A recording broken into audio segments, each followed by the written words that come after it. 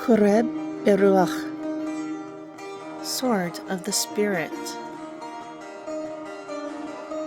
Interpreted and narrated by Wendy. Shemot, Exodus. Chapter 5.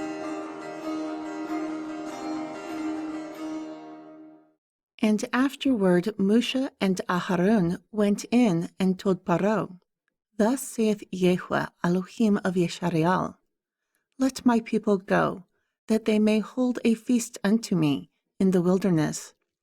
However, Paro asked, Who is Yehovah, that I should obey his voice, to let Yeshariel go? I do not know Yehovah, nor will I let Yeshariel go. Then they replied, The Elohim of the Aibrim has met with us.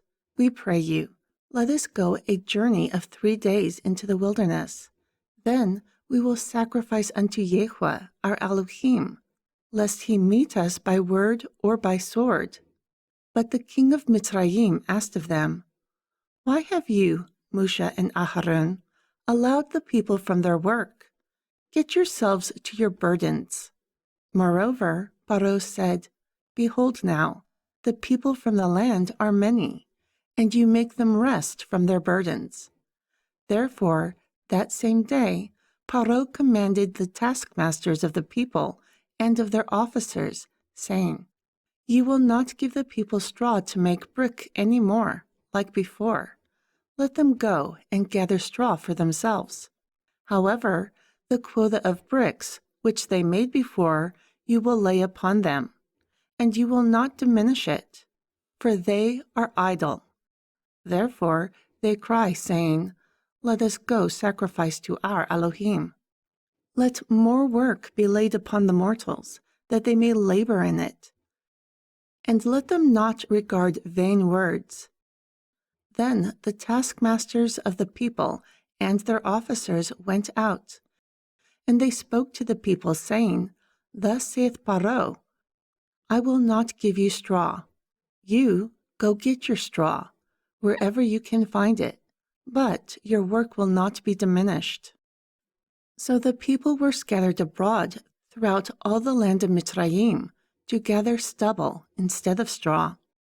And the taskmasters hastened, saying, Fulfill your workings and daily tasks, as when there was straw.